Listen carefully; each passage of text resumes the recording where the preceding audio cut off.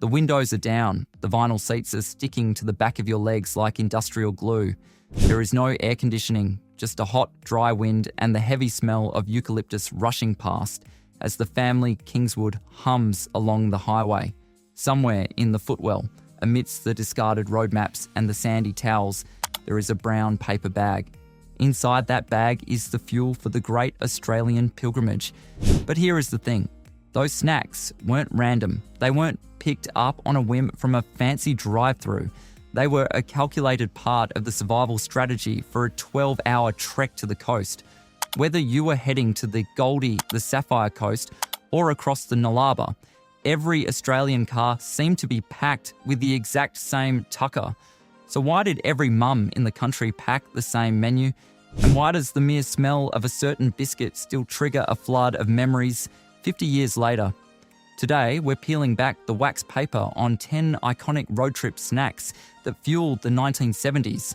And number 10 will instantly make you feel nostalgic for a time you might not even realise you miss. But the real foundation of any 1970s road trip started long before the engine was turned over. It started in the kitchen at 5 a.m. with a loaf of white bread and a jar of the black gold. You can still see your mum standing at the bench, spreading the butter thick to act as a barrier against the humidity. These sandwiches were wrapped tightly in wax paper, or if you were lucky, a bit of alfoil. By the time the car hit the 3-hour mark, the bread had started to sweat. The Vegemite had soaked into the crusts, creating a salty, squishy delight that was surprisingly resilient to the heat. Vegemite was the ultimate travel food because it simply didn't spoil. In a world before portable car fridges, you needed something that could sit in a hot glove box and still be edible by lunchtime. It was the humble, salty heart of the journey, and even when the bread was a bit warm and the butter had turned to oil, it tasted like home. But nothing says Aussie road trip like the rhythmic rattle of a biscuit tin coming from the back seat. It was the sound of the lid being pried off, that metallic pop, followed by the intense smell of chicken crimpy or savoury shapes. These weren't the fancy boxed versions we see today. They were often bought in bulk and tipped into an old willow tin to keep them from being crushed by the luggage. You and your siblings would be shoulder to shoulder on the vinyl bench seat, reaching into the tin and trying to find the shapes with the most flavour dust on them. The salt would get under your fingernails, and the crumbs would inevitably find their way into the cracks of the seat, destined to stay there until the car was sold. It was a dry, crunchy ritual that required a steady hand as Dad hit the corrugations on a back road. And then there was the ambitious experiment that almost every family tried at least once, the thermos full of icy poles. Mum would pack a few raspberry or cola icy poles into a tall vacuum flask, promising a frozen treat when the heat became unbearable around midday. But the Australian sun was a brutal opponent. By the time you reached the roadside rest stop, the icy poles had usually undergone a structural failure. You didn't get a frozen stick, you got a lukewarm, sugary syrup that you had to drink straight from the flask. It was a sticky, purple disaster that stained your tongue and your shirt, but in the middle of a 40-degree day in the Mallee, it was like nectar from the gods. It was a lesson in managing expectations, a reminder that in the 70s, luxury was often just a slightly cold drink in a plastic cup. But the real classic, the one that lasted the longest, was the humble minty. The crinkle of the cellophane wrapper was the universal signal that a treat was being rationed out. It was a sharp, peppermint scent that cut through the smell of hot vinyl and old exhaust fumes. Minties weren't just food, they were a game. Every Aussie kid remembers the challenge of tearing the wrapper into the longest, unbroken strip possible. You would sit there for miles, carefully peeling the edge with your teeth, trying to beat your brother's record. But the real danger was the chew. A minty in the 70s was a formidable opponent for any loose baby tooth or dental filling. It was a sticky, jaw-locking commitment that kept the back seat quiet for at least 10 minutes, which was exactly why Dad insisted on buying the giant bag. Every Aussie kid remembers the moment the bag of chicken twisties was opened. It was an olfactory explosion that could be smelled from the front bumper to the toe ball. It was a yellow, powdery dust that coated everything it touched. The crunch was loud, and the flavour was intense. Opening a bag of twisties in a car with the windows up was a bold move. Within seconds, the entire cabin smelled like artificial poultry and salt. You would lick the yellow dust off your fingers, leaving glowing stains on your shorts. Mum would be handing back damp chew wipes to try and save the upholstery, but it was a losing battle. The twisty was the king of the road trip snack because it was loud, it was messy, and it felt like a genuine rebellion against the healthy sandwiches that came before it. But toughness didn't just come from the lollies, it came from the healthy stuff that Mum insisted on packing to keep the scurvy at bay. There was always a bag of Granny Smiths or Jonathans. At the start of the trip, they were crisp and cold. By the second day, they were bruised and warm. Inevitably, one would escape the bag and go for a wander.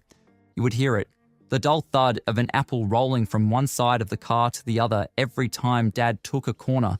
It would gather a fine coating of dust and dog hair under the passenger seat, only to be discovered weeks later as a shriveled brown relic.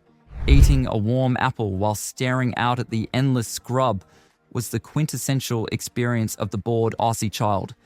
It was the snack of last resort, the one you ate only when the minties were gone and the milk bar was still 50 k's away. But the real treat, the one that meant the holiday had truly begun, was the homemade sausage roll.